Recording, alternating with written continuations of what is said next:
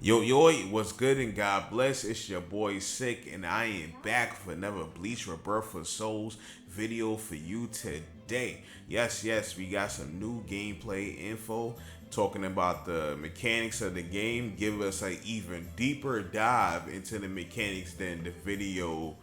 I think it's the gameplay overview trailer. It gives some even deeper dives in that.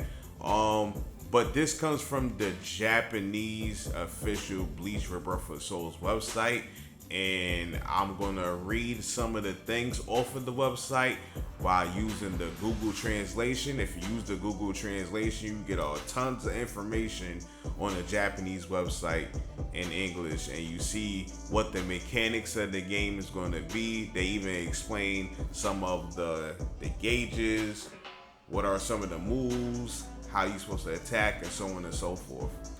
But before we get started with the video, if you're new to the channel and you enjoy the content, consider subscribing. I'm gonna have tons of Bleach Rebirth for Souls content for y'all, and I have more fighting game content in general. Also, if you like the video, hit the like button. It don't take much. Helps the channel out, and it keeps me motivated to keep on pumping out this content. But anyways, let's get started. So the first thing we gonna discuss and go over, they gave us some information about the HUD, and they gave us all the names of what all the gauges are called and what are the uses for the gauges and so on and so forth. So we're gonna go over that. So starting out, we have your soul gauge, which is your main health, and you have non-stock health, and it looks like this. And it says the character's remaining lives. If all of them are destroyed, the character will lose. So that's what that is. Then the next gauge we have is the spirit gauge, and it looks like this. And this is your individual health bars. And it says a character health gauge. When one gauge is lost, the soul takes damage. So basically, when one of these are taken down, then you lose one soul, or depending on the attack and so on and so forth, you could lose more, but you get the point. So the next gauge we got is the morale gauge, and it looks like this, and it says it accumulates over time and with damage taken. Awakenings become possible depending on the accumulated value, and the soul destroying skill changes. So basically, this is how you activate Bankai and Shikai and so on and so forth within the character moveset. And it's this bar right here, and like it says, it accumulates over time and over damage is taken. So yeah, that's basically that.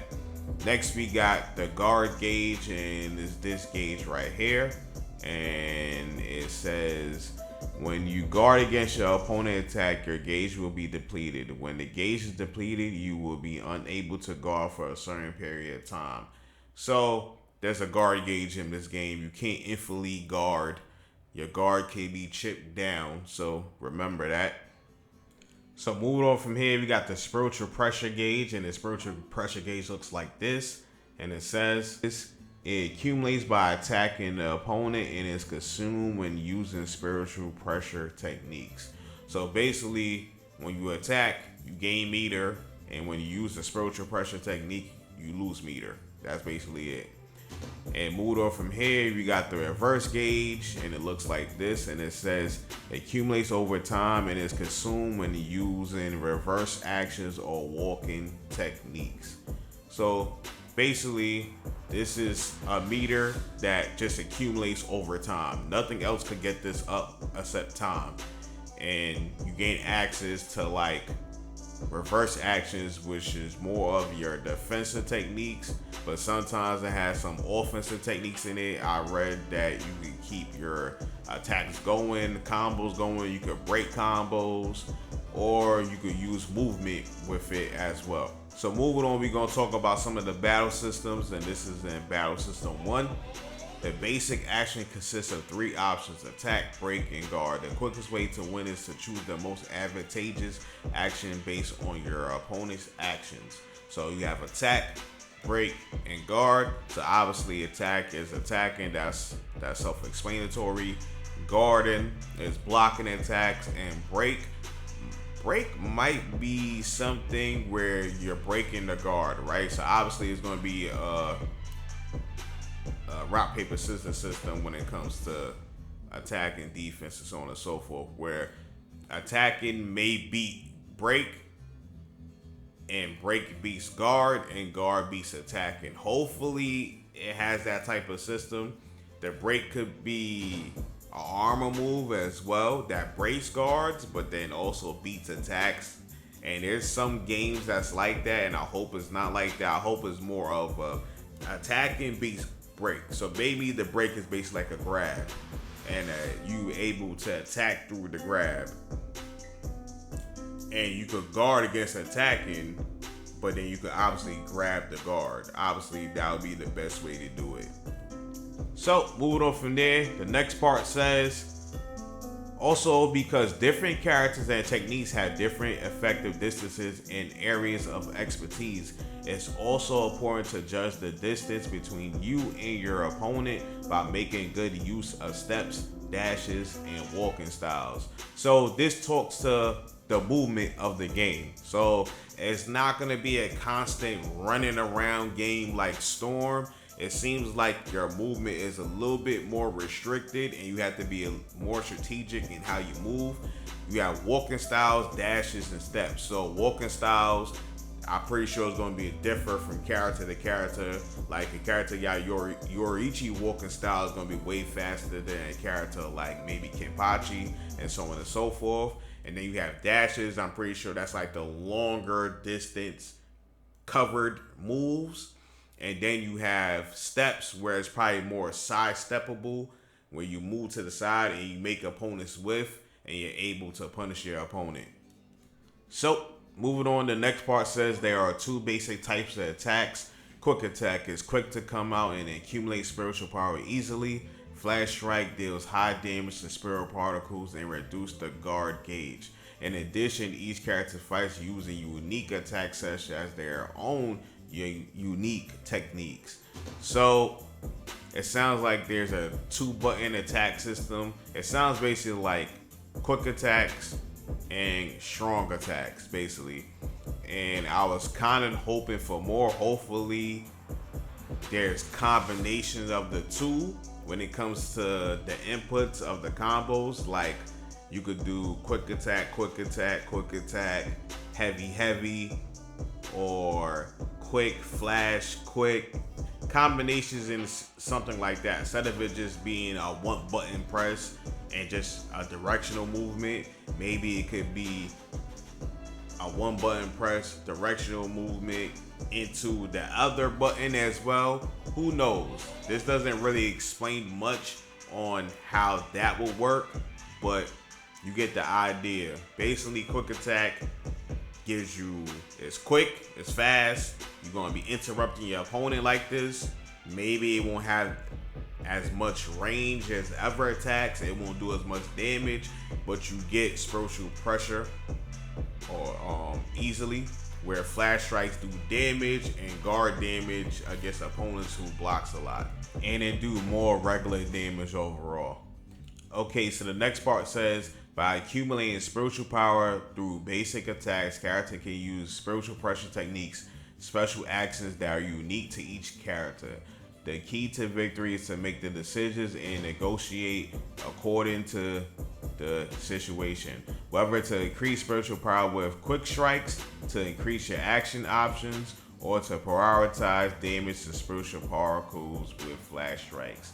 Okay, so there's a little chess game, right? So basically, if you want to build up your meter to do spiritual pressure attacks, you're going to want to prioritize quick attacks. But if you want to do more damage to your opponent's health, you want to prioritize flash strikes. So there's some actual thinking when it comes to how to strategize when it comes to fighting, which is pretty good because that's Bleach in general. You want to, and Bleach fights is more about strategy. Yeah, they got the back and forth, but they also got strategy to it.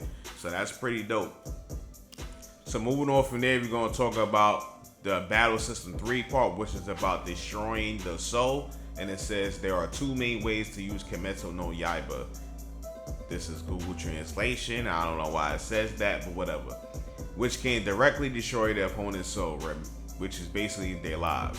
Remove 1 gauge of spirit, stamina gauge, which is their regular health. Once you remove one of those, you take away 1 bar of your opponent's life out of 9. When the opponent's spiritual particles are below 30% and they are in a spiritual particle deficiency state, he uses a mortar to blow the opponent away and create a large opening, then followed with a Kimetsu no Yaiba attack. So I'm pretty sure the mortar is a Google mistranslation, so it's a Kimetsu no Yaiba attack, whatever. So let's just make up something. I think they use Kikon as the attack, which is basically like a spirit move, whatever. So basically, if your opponent has 30% health life of that bar, right, you're gonna be able to use a blowback attack, and then you go into this little cutscene where you get an automatic follow-up attack, I believe. I think that's how it's explained. I'm not too sure. But basically, the less health you have on a bar, if you're 30% under, then you're susceptible to getting hit by this attack, which gives the person access to hitting you with a Kikon move that takes away more souls or lives than usual. So if you get hit by this move, normally if you just attack the person down regular, they will lose 1 soul or 1 stock of life.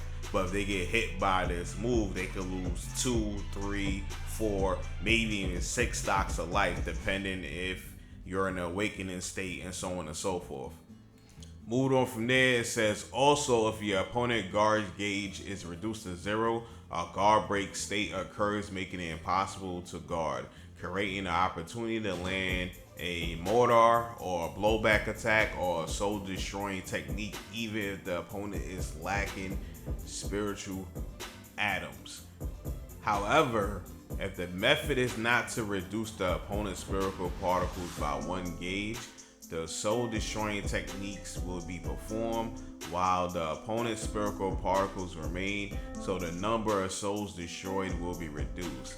So reading this is a little confusing, but it sounds like to me that you could remove the opponent's stock lives and keep the opponent health bar the same where it's at. So it seems like you could reduce the health bar itself to take away 1 spirit gauge or 1 stock of life, or you could use a soul destroying technique that will automatically erase stocks of life. So you say like the health bar is like 77% filled and you break the opponent's guard, right?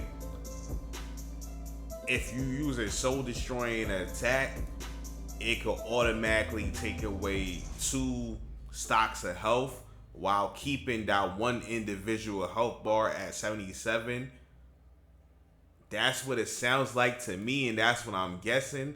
I'm not too sure. I'm a little confused by this one. But moving on, next battle system 4, gather your fighting spirit and awaken.